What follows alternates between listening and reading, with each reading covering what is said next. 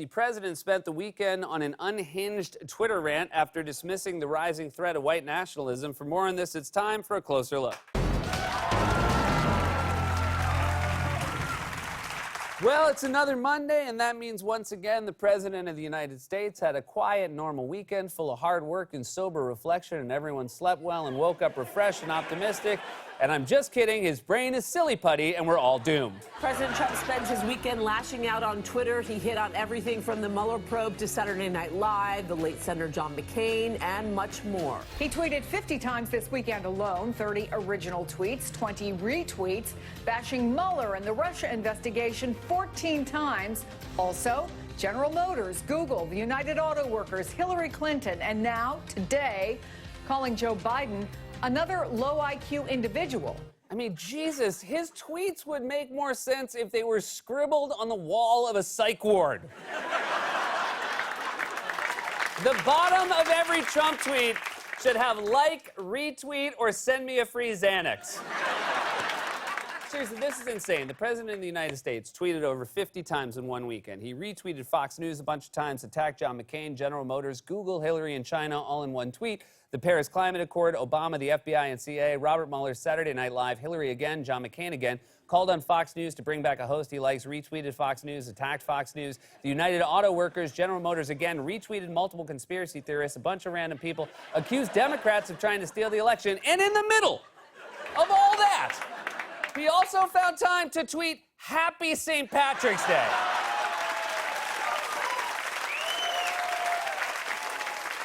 Which is appropriate since he tweets like he's in the middle of a bar crawl. Hey man, I love you more than Hillary loves emails. I'm sorry, but you can't tweet one sane thing in the middle of 50 insane things. It's like if you walked by one of those guys in Times Square yelling the end is near, and then he turned to you and calmly said, "Do you know if there's a Panera Bread around here?" Could use a Panera Bread. I'm a little peckish. Trump's behavior this weekend was so unnerving that George Conway, the husband of White House counselor Kellyanne Conway and a longtime Republican lawyer in Washington, just tweeted, "His condition is getting worse." And you know, it really says a lot about the state of our politics that we all know who he's talking about. You don't even need to say Trump's name anymore. Everyone will know who you're talking about if you just tweet, "He's yelling at the TV again."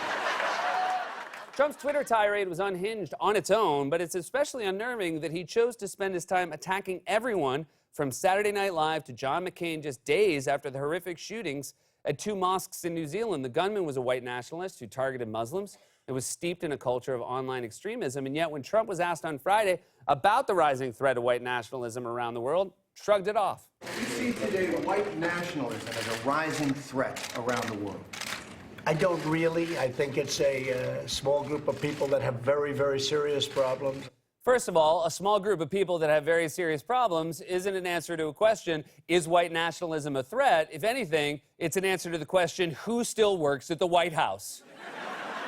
Second, of course, you don't see it as a threat. You called for a ban on Muslims coming to the U.S., and you're trying to build a wall to keep out Mexican asylum seekers. Asking Trump if he sees white nationalism as a threat is like asking Joe Camel if he sees tobacco as a threat.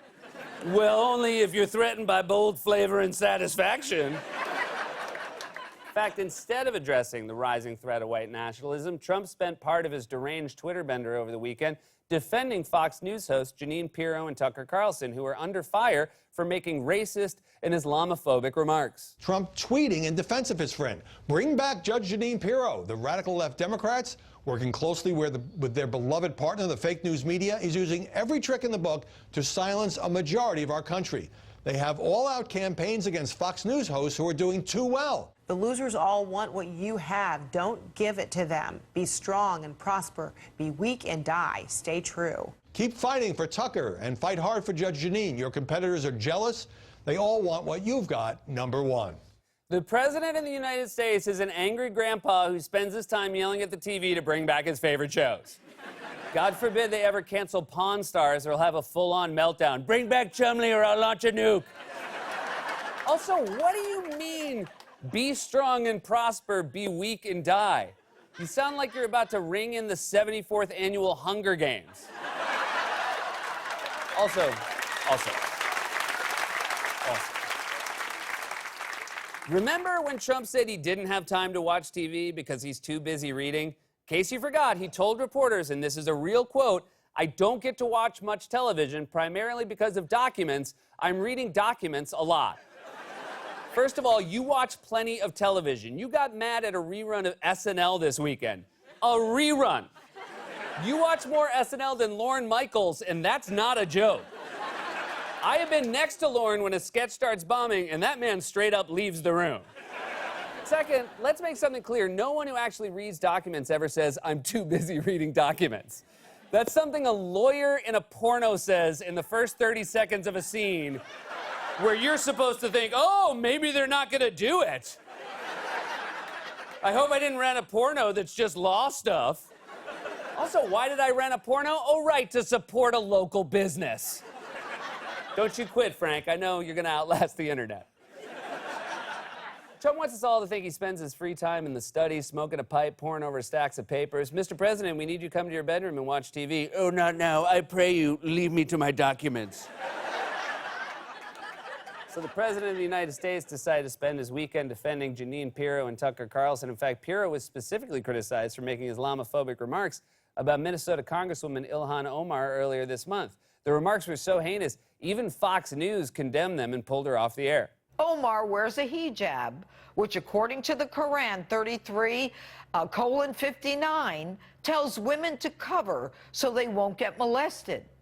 Is her adherence to this Islamic doctrine indicative of her adherence to Sharia law, which in itself is antithetical to the United States Constitution? The only thing worse than saying something that offensive is saying it that loud. Why does she always talk like she has a bad connection? I said, how are things at college? You know, when you say something bigoted, you're supposed to whisper it in private, right? Jeanine Pirro styles to say, you know who I don't like? Muslims!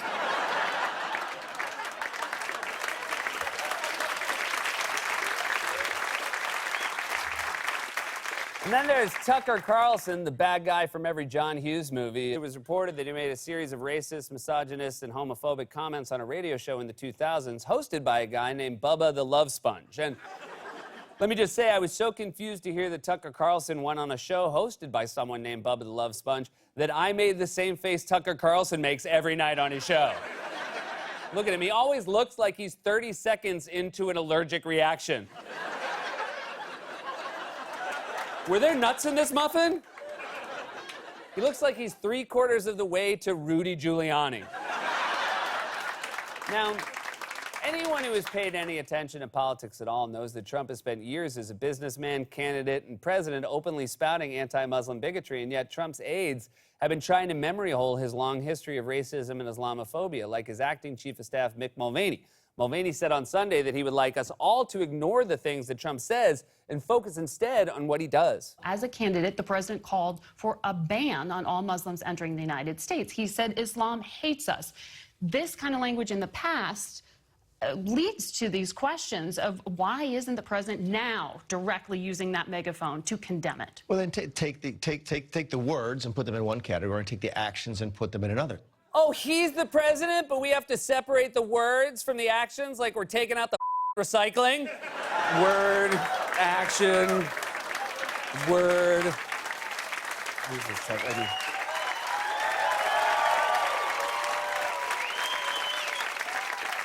Word, but it's still got a lot of spaghetti in it, so action.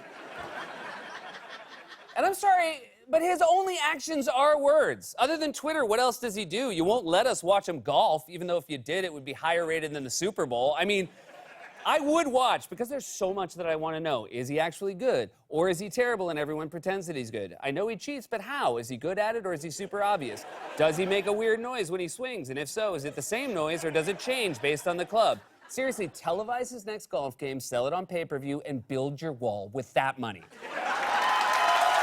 I'm sorry, but you don't get to put Trump's words in a different category unless that category is signs you might be having a stroke. Every single car out there, even the really expensive ones, controlled by large earners, 10,000 known or suspected gang members.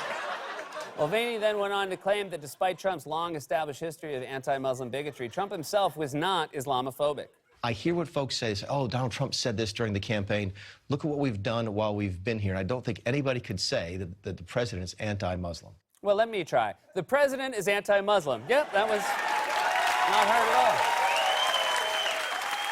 It was easy to say. Certainly wasn't as hard as saying suspected. You know, you're not very bright for someone who looks like grown-up Sherman. Trump has spent his entire political career trafficking anti-Muslim bigotry, and now he's defending people who've done the same. Of course, these guys have to stick together because they are a Small group of people that have very, very serious problems. This has been a closer look.